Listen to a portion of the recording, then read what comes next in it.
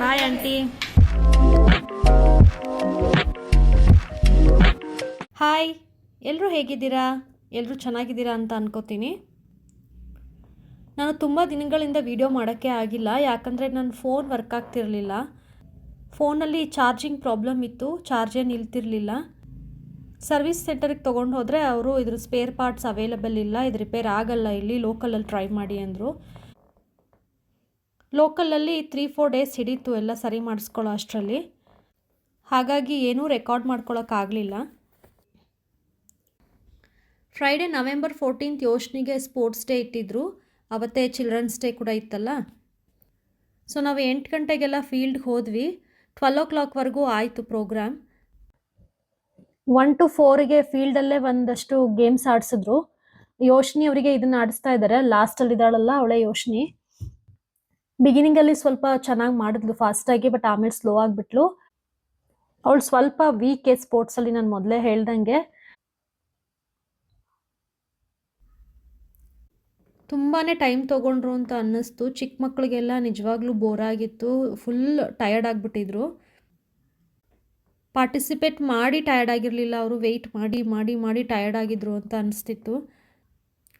ಏನು ಮಾಡೋಕ್ಕಾಗಲ್ಲ, yearly once.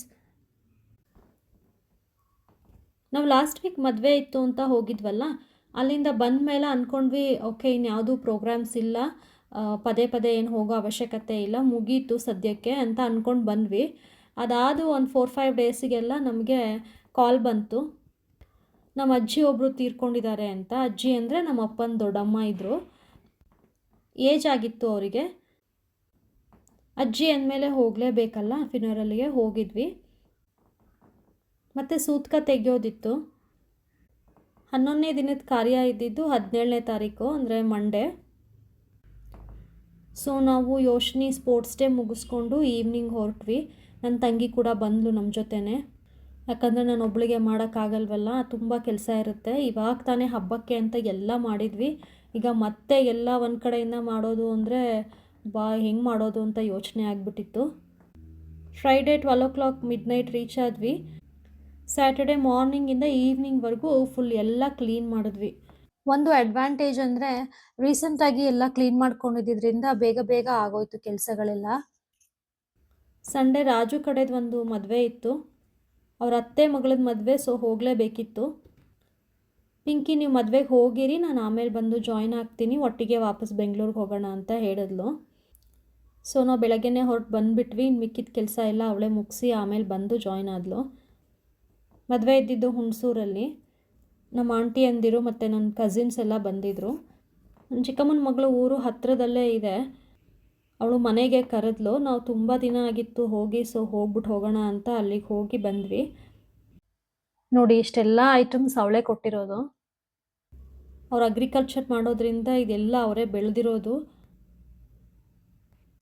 ಸ್ವಲ್ಪ ಸ್ವಲ್ಪ ಕಾಳುಗಳು, ಅಕ್ಕಿ, ರಾಗಿ ಎಲ್ಲ ಕೊಟ್ಟಳು ನನಗೆ. ಅವಳು ಸ್ವಲ್ಪ ಹಾಗೆ ಕೊಡಬೇಕನ್ಸಿದ್ರೆ ಎಲ್ಲ ಕೊಟ್ಬಿಡ್ತಾಳೆ, ಕೊಡೋದ್ರಲ್ಲಿ ಸ್ವಲ್ಪ ಮೇಲ್ಗೈ ಅವಳದ್ದು. ಅವ್ರ ಮನೆ ಬಿಟ್ಟಾಗಲೇ 3 o'clock ಆಗಿತ್ತು ಸಂಡೇ. ಅಲ್ಲಿಂದ ಹೊರಟು ಪಿಂಕಿನ ಪಿಕಪ್ ಮಾಡಿಕೊಂಡು KR ನಗರದಿಂದ ಮೈಸೂರು ಕಡೆ ಬಂದ್ವಿ. ಆನ್ ದ ವೇ ಕಾಫಿಗೆ ಅಂತ ನಿಲ್ಲಿಸಿದ್ವಿ. ನನ್ನ ಮಗಳು ಆ್ಯಸ್ ಯೂಶ್ವಲ್ ಏನಾದರೂ ಒಂದು ತೊಗೋಬೇಕಿತ್ತು. ಪಕ್ಕದಲ್ಲೇ ಚನ್ನಪಟ್ಟಣ ಬೊಂಬೆ ಅಂಗಡಿ ಇತ್ತು, ನಾನು ಲಾಸ್ಟ್ ಟೈಮ್ ಹಾಕಿದ್ನಲ್ಲ ವಿಡಿಯೋದಲ್ಲಿ, ಅದರ ಆಪೋಸಿಟಲ್ಲೇ ಇತ್ತು. ಇದಂತೂ ಇನ್ನೂ ಚೆನ್ನಾಗಿತ್ತು. ಅಲ್ಲಿ ಏನೋ ಒಂದು ಹಿಡ್ಕೊಂಡು ನಿಂತ್ಕೊಂಡ್ಬಿಟ್ಲು, ಗಿಟಾರ್ ಬೇಕು ನನಗೆ ಅಂತ. ಎಷ್ಟು ಕನ್ವಿನ್ಸ್ ಮಾಡಿದ್ರು ಕನ್ವಿನ್ಸ್ ಆಗಲಿಲ್ಲ, ನನಗೆ ಬೇಕೇ ಬೇಕು ಅಂತ ಹಿಡ್ಕೊಂಡು ನಿಂತ್ಕೊಂಡ್ಳು. ಫೈನಲಿ ತೆಕ್ಕೊಡೋಣ ಅಂತ ನೋಡಿದ್ರೆ ಅದ್ರ ಸ್ಟ್ರಿಂಗ್ಸ್ ಎಲ್ಲ ಹಾಳಾಗಿತ್ತು. ಆಮೇಲೆ ಹೇಗೋ ಕನ್ವಿನ್ಸ್ ಮಾಡಿದ್ವಿ. ಅದ್ರ ಬದಲಿಗೆ ಒಂದು 2-3 ಕೀ ಚೈನ್ಸ್ ತೊಗೊಂಡ್ಳು. ಅವಳಿಗೆ ಕೀ ಚೈನ್ಸ್ ಅಂದರೆ ಹುಚ್ಚು, ಆ ಬ್ಯಾಗ್ಗೆಲ್ಲ ಹಾಕೋತಾ ಇರ್ತಾಳೆ. ನಾವು ಸಣ್ಣವರಿದ್ದಾಗ ಹಾಕೋತಿದ್ವಿ ಅದೇ ಥರ. ಸೊ ಹೇಗೋ ಸ್ಮಾಲ್ ಬಡ್ಜೆಟಲ್ಲಿ ಮುಗ್ದೋಯ್ತು.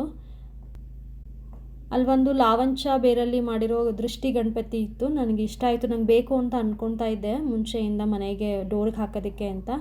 ಸೊ ಅದನ್ನು ತೊಗೊಂಡೆ. 650 ಹೇಳಿದ್ರು, ಫೈನಲಿ 550 ಕೊಟ್ಟರು. ಪಿಂಕಿ ಕೂಡ ಒಂದು ಸೇಮ್ ಟು ಸೇಮ್ ತೊಗೊಂಡ್ಳು. ನಾವು ಬ್ಯಾಂಗ್ಳೂರಿಗೆ ಬರೋವಾಗ ರಾಜು ಕಸಿನ್ ಒಬ್ಬರು ಬರ್ತೀನಿ ಅಂತ ಹೇಳಿದ್ರು ನಮ್ಮ ಜೊತೆನೇ.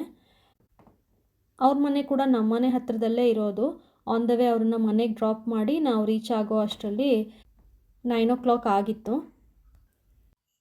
ಪಿಂಕಿ ರಾತ್ರಿ ನಮ್ಮ ಮನೆಯಲ್ಲೇ ಉಳ್ಕೊಂಡಿದ್ಲು. ಬೆಳಗ್ಗೆ ಎದ್ದು ಅವಳು ಡೈರೆಕ್ಟಾಗಿ ಆಫೀಸ್ಗೆ ಹೋಗೋ ಪ್ಲ್ಯಾನಲ್ಲಿದ್ಲು.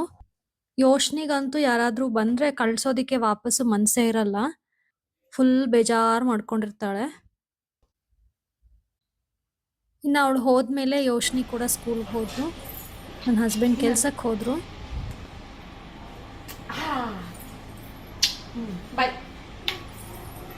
Bye aunty.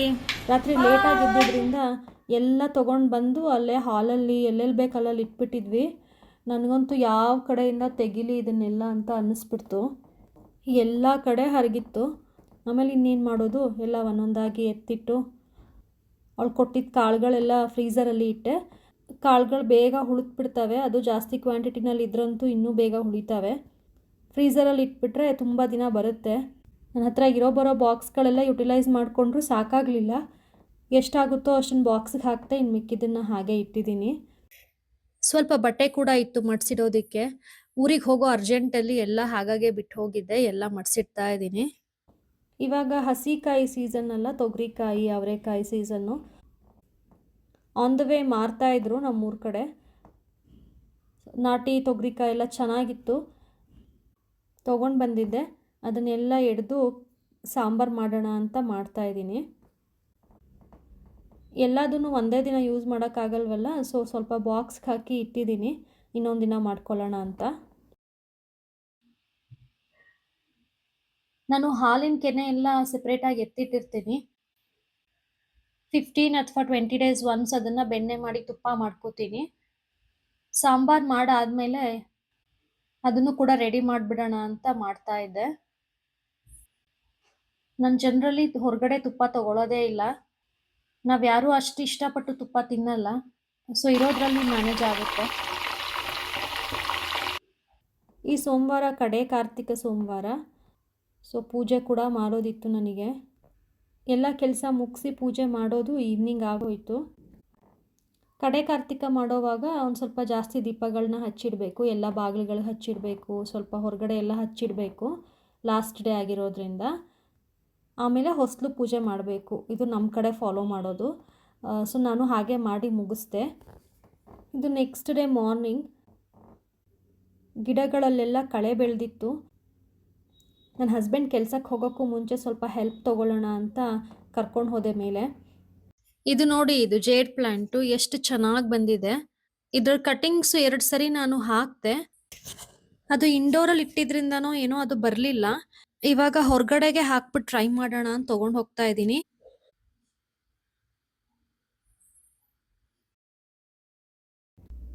ನಾನು ಕಳೆ ಎಲ್ಲ ಕಿತ್ಕೊಂಡು ಬಂದೆ, ಅವರು ಗಿಡದ ಸುತ್ತ ಫುಲ್ ಕ್ಲೀನ್ ಮಾಡಿಕೊಟ್ರು.